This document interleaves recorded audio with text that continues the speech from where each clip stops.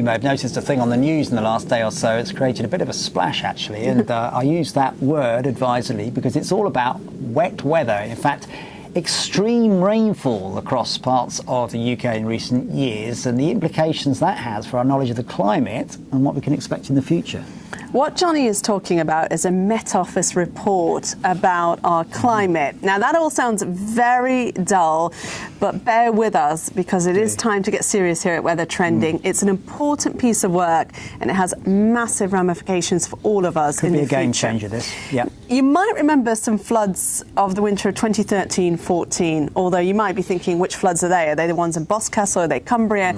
These were the ones in Somerset where the levels were underwater for weeks. Thames Valley. And also along the Thames. Terrible flooding. I was up to my knees, I remember reporting on it. You were out reporting, I was doing the weather, and we just kept talking about there's more rain in the forecast. It's not because of where those floods happened that's so important, it's because of the amount of rain. Until then, scientists had thought that amount of rain was impossible.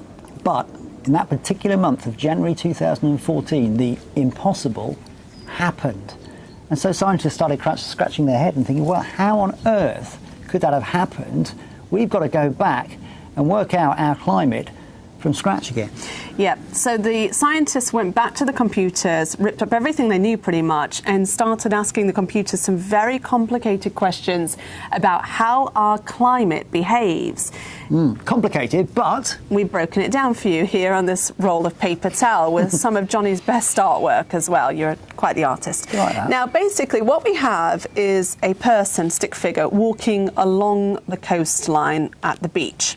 And this section that you see here of the paper towel really represents everything we knew about our climate before 2013-14. Yeah, so the waves lapping onto the shoreline, consider those to be kind of waves of wet weather, if you like. And as the waves come and go, yeah, that little stick person gets his feet wet occasionally, but doesn't get completely inundated. And so our knowledge of our climate up until 2014 was that this was the sort of range of possibilities which we were likely to encounter. And one of the things that's really important to know is that we only had a little bit of kitchen roll to work with because everything that we knew about the climate was pretty much based on our historical records dating back to the 19th century. So we didn't have that much data to go at. That's right. So a foot of kitchen roll, 100 years of data. But the scientists looked at this data and thought, well, if the conditions were ever so slightly different, what theoretically could have actually happened? And by doing that, the scientists now have got a much more complete knowledge of our true climate. And as you can see, the person walking along the beach is actually more likely to encounter extreme waves of wet weather than was previously thought. Yeah, many more peaks and troughs here for that person to have to deal with. And many more flooding events, as we saw back in January 2014, than we had previously thought.